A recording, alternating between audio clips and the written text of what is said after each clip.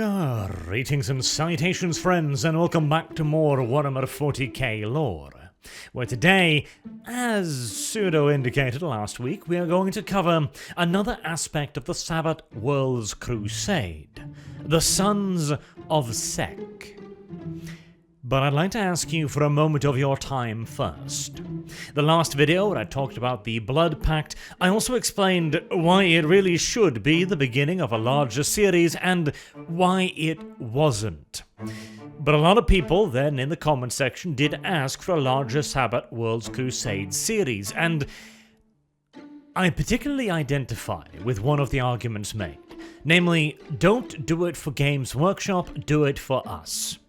Which makes perfect sense in my mind, because I wouldn't be here if it weren't for you guys. You have literally made this channel what it is, and the reason why I can continue to make lore videos to this day is because you continue to watch them. And so if I'm not making videos for you, who am I making videos for?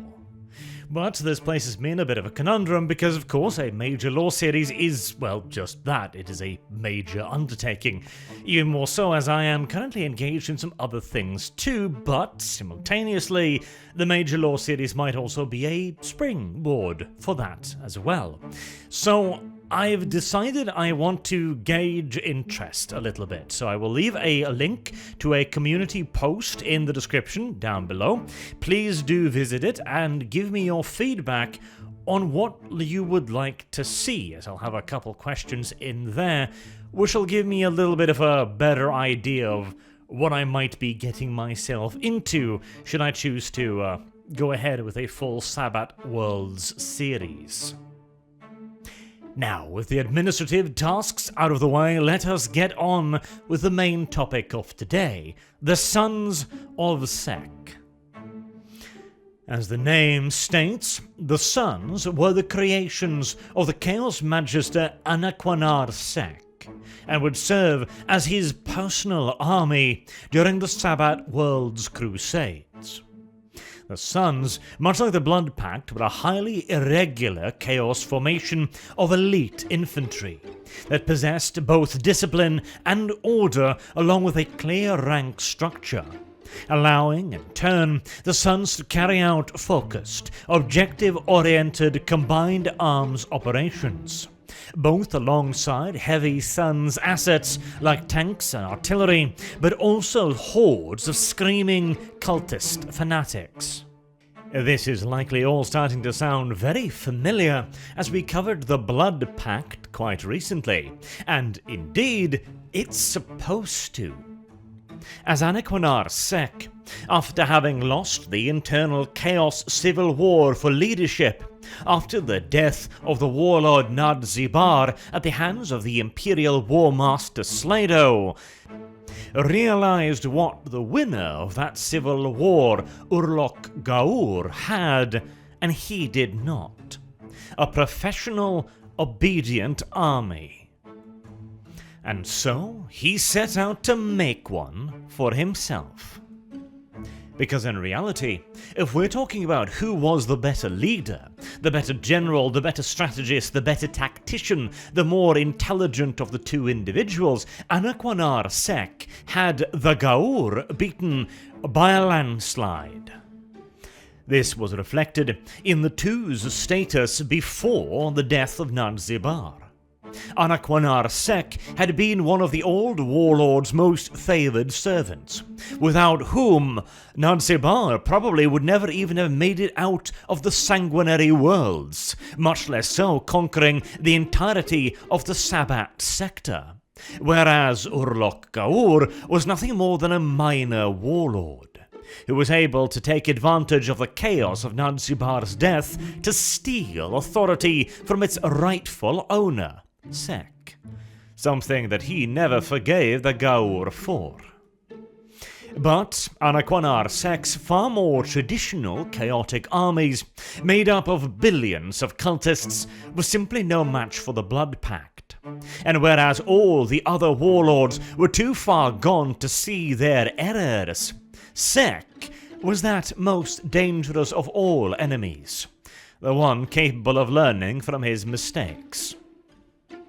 The Gaur would have been far wiser to simply kill Sek once he was victorious in the civil war. But, as we know very little about what was going on the Chaos side at the time, it is entirely possible that Anaquanar Sek had made that impossible with his own clever maneuvering. He may, for example, have seen early on which way the wind was blowing, and decided to subordinate himself to the Gaur at a point where the Gaur could not refuse the vassalship of such a mighty lieutenant. He might also simply have made it impossible for himself to be assassinated, sequestering himself in the greatest fortresses of his domain, surrounded by only his most faithful of servants. Regardless of the precise truth of the matter, the fact was that when Urlok Gaur launched his punishing flanking raids upon the woefully overextended advanced lines of the Crusade, now under the command of Makaroth after the death of Slado, Anaquanar Sek was biding his time, poised like a dagger in the side of both the Imperial Crusade and the Gaur. But time was still required for preparations to be made. Anaquanar Sek knew that building an army from the bottom up would take time, especially an army he had no experience with making, or commanding, or recruiting for. He didn't even know where to look, frankly. But there was an example nearby, the Blood Pact. But simple observation could only ever teach so much. Sek needed direct access to the Blood Pact, but Urlok Gaur, in his petty jealousy, would never have allowed something like that. So Sek was going to have to come up with a few alternative ways. Firstly, he would need a testing and a proving ground, somewhere where he could experiment far removed from the prying eyes of friend and foe alike. This proving ground was to be the world of Geryon, deep within Chaos-held territory, and practically a personal fiefdom of Anaquanar Sek and his closest lieutenants. On this world, Sek would carry out recruitment from the local Chaos-subjugated population, and he would also bring in others from his former warbands of fanatics to form a solid and brutal core to the Sons. But the biggest problem remained.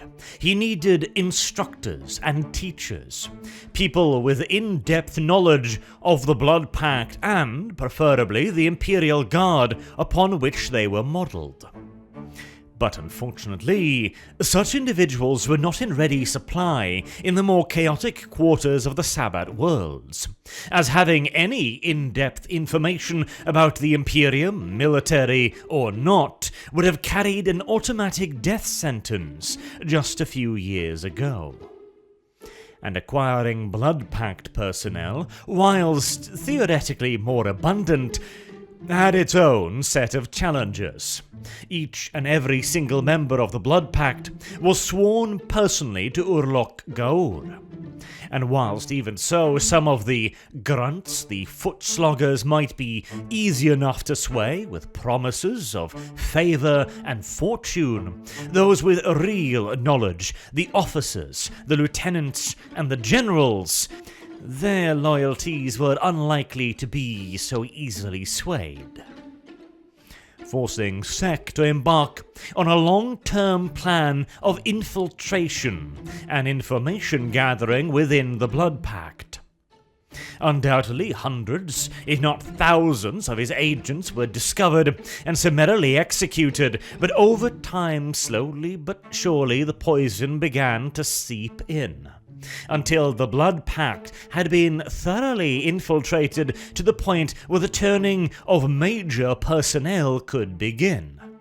Even so, it was a long, slow, and difficult road that bore only limited fruit, with a handful of mid-ranking and a couple higher-ranking personnel being listed as killed in combat or missing, whilst in reality having found their way into Sek's hands. This too, however, was not enough in and of itself. He now had the ability to copy the Blood Pact.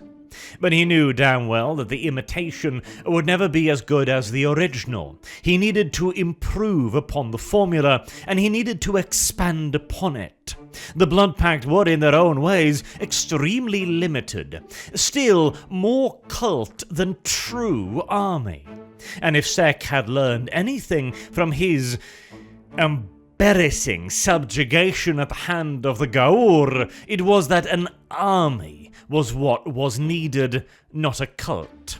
Besides, Sek had plenty of cults. So what was to be done then? Could the Sons of Sek simply be equipped to a greater standard than the Blood Pact, and thus gain an edge over them and hopefully at least equality with the Imperial Guard? Unlikely. There were only so many Forge worlds within the Sabbat worlds. Only so many of them, again, were in Chaos hands. And they tended to be second and third line Forge worlds, producing plentiful light armaments, but little in the way of heavier equipment. And that which was produced were newer, inferior local variants of the mainlined Imperial Guard gear, like the Lehman Russ. And those few super heavy tanks that remained in the Sabbat worlds were almost exclusively in the hands of the Blood Pact. To yet further complicate matters, if Anaquanar Sek began appropriating huge quantities of Imperial Guard standard equipment, his secret would not remain secret for long. No, equipment would not be the solution. What then? Further copying the Imperial Guard? The Blood Pact had been doing that for decades now, and frankly, their own success had been, again, limited, more cult than true army. What the Sons of Sek needed was to be more than an imitation. They needed to become the Imperial Guard, but a chaotic equivalent, of course. To do this, they needed instruction from someone at the highest level of the Imperial Guard. Someone like Lord Militant General Noches Sturm. The Lord Militant was amongst the highest-ranking members of the Crusade force making their way into the Sabbat worlds. Noches Sturm had been captured by Chaos forces after he had attempted to commit suicide to deny himself to the enemy. But he hadn't been completely successful.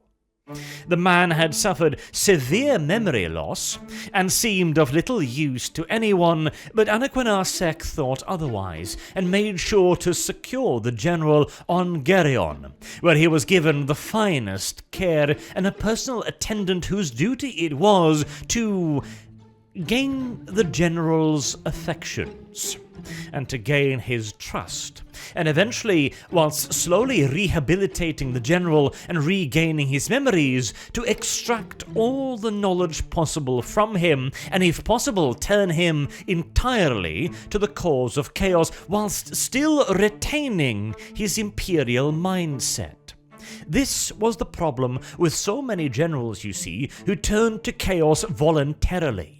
They fully embraced the ideals of chaos and thus became little more than cultists themselves, unable to see the wisdom of their previous skills, and being unable to replicate with any degree of efficiency the doctrines in which they had been so thoroughly drilled. Thus, Noches Sturm presented Sek with a 1 in a billion opportunity. An exceedingly rare and precious jewel of knowledge that could be exploited to build an even better blood pact. And through the knowledge gained, both from the Blood Pact defectors, from General Noches Sturm, and from various other Imperial Guard soldiers and the occasional officer that had been captured and interrogated or turned, Anaquanar Sek succeeded in doing just that. as the Sons of Sek slowly came together as an even better drilled and more organized variant of the Blood Pact. They still introduced their own chaotic touches, of course. They, for example, employed a huge number of psykers, which were given the title of lects. They also used magirs and magisters as battlefield leaders and sorcerers. But they enhanced these chaotic elements with yet further of the Imperial Guards. For example, something that the Blood Pact did not have was an equivalent of the Commissar, but the Sons of Sek would. These were called Scourgers, and their task was essentially to be an even more extreme version of the Commissariat.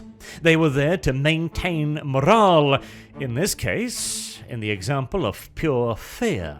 They were there to drive the soldiers forward, and yet also to keep them organized.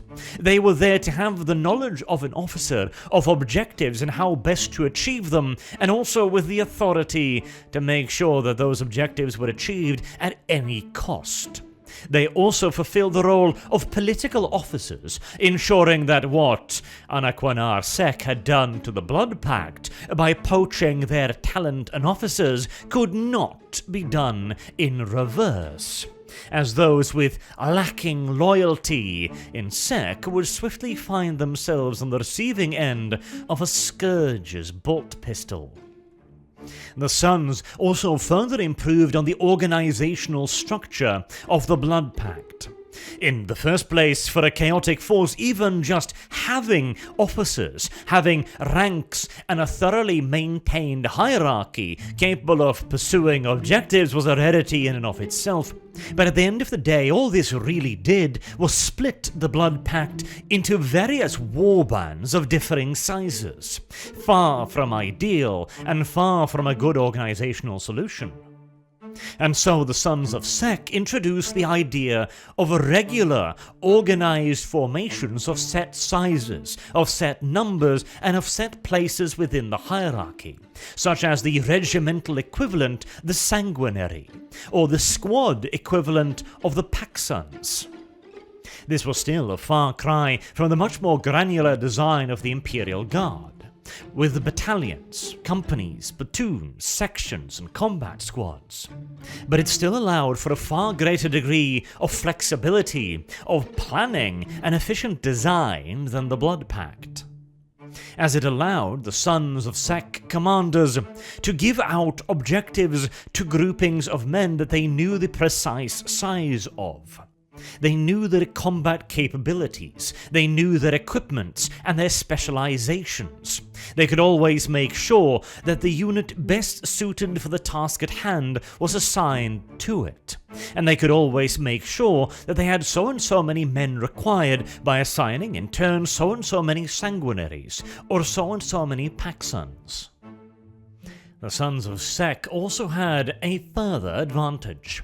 Whilst they did use advanced communications equipment, the equivalent of the Imperial Guard Vox speeds, the Sons of Sek were also bound together by a limited form of telepathic communication would be the charitable way to describe it. Gentle brainwashing, the other. As Anaquanar Sek's official title, beyond a magister, was the voice which drowns out all others. This idea is also seen in the Sons of Sek's uniform. Now, the Sons do not wear as strict uniforms as the Blood Pact do. In large part, this is an involuntary restriction forced upon the Sons, as they do not have access to as open a supply source as the Blood Pact did, and they are to an even greater degree forced to scavenge equipment from Imperial Guard forces, though the cloth is almost universally dyed ochre to give at least the resemblance of uniforms. What every single Son of Sek does, however, as an official signifier of their loyalty, is the crossed hands before their mouth. This is used as a mouth guard or as the chin strap of a helmet, and is used to signify the voice, he which drowns out all others. The precise nature of the hands can vary from the various ranks and positions within the Sons of Sek. For example, amongst the soldiers, the hands are always made of the treated and prepared hands of slain enemies. Whereas for slaves or servants or lower-ranking logistical members, the hands are instead a cloth bandage, with the hands simply drawn on to it. Whilst conversely, for higher-ranking officers who may need to be shouting orders in the middle of battle, their hands might be a simple veil covering with hands yet again drawn upon it, or the hands might be tattooed directly onto their face. Again, all to signify the voice which drowns out all others, including your own voice, as the sons begin hearing the voice in their head as they are further inducted into Anaquanar Sek's service. This voice is an aspect of Khorne channeled through Anaquanar Sek, who is himself in essence nothing more than a conduit for a far greater power. He is the method through which Khorne acts upon the mortal world, rather than a real full individual in his own rights. Or at least that is the Son's belief. Anaquanar Sek himself might disagree with this quite stridently, but not in public and not on record.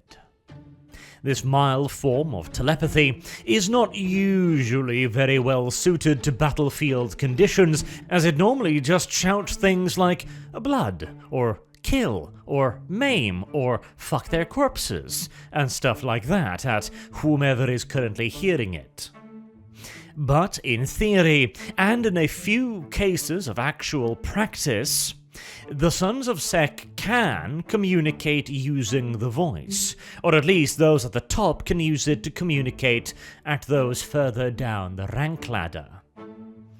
But this does not make the voice any kind of vox equivalence, or a replacement, not by any stretch of the imagination, and so the Sons of Sek fight with a pinch more direction and determination, maybe due to the Chaos Worms screaming in their ears, but otherwise they fight alongside the usual Imperial Guard lines, much like the Blood Pact do, with a slight lean towards close quarters combat, where their natural ferocity and zealous nature paired with heavier than average Imperial Guard armor, including chainmail and padded cloth, along with a more innovative diversity of melee weaponry, will give them the advantage over the average Imperial Guardsman. But just like the Blood Pact, they are also fully willing and able to engage in more traditional firefights, using both las weaponry and autoguns, supported by heavy weaponry like heavy bolters, mortars, autocannons, and even supporting armor, infantry fighting vehicles, artillery, and close air support. They also have access to all of the specialist branches developed by the Blood Pact over the years, and even more. They have snipers, they have reconnaissance specialists, they have demolition teams, flame teams, heavy weapons teams, and the Lect Psychers. But on top of that, they also have the Scourge Commissar equivalents, and they are often led from the front by specially equipped Magirs and low-ranking Magisters. But whilst their organisation and fighting style were in many ways similar to, or indeed superior to the Blood Pact, this is where we have one of their largest deviations from one of their two main inspirations. The Sons of Sek have no special ritual. They need not devote themselves to Anaquanar Sek personally beyond taking an oath. They are not recruited merely from a warrior class or hand-picked. They are levied and recruited like any other army, although Anaquanar Sek prefers to recruit his men from the sanguinary worlds, where chaos has long had a solid grasp on the population, or from the occasional traitor guardsman that the Sons are able to capture in the field and convince that life is better on the chaos side of things. This means that, in comparison to the Blood Pact, who will always be severely limited in terms of numbers, which even at the height of their power stood at less than 1 million strong, the Sons of Sek can quite literally become the Chaos Army.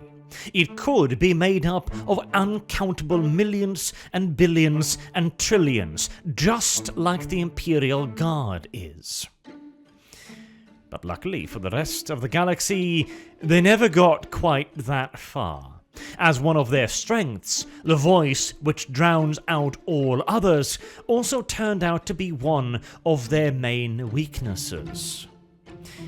But that might be something we will talk about at some other time, I think. Especially if I am going to go ahead and make a series on the Sabbat World's Crusades.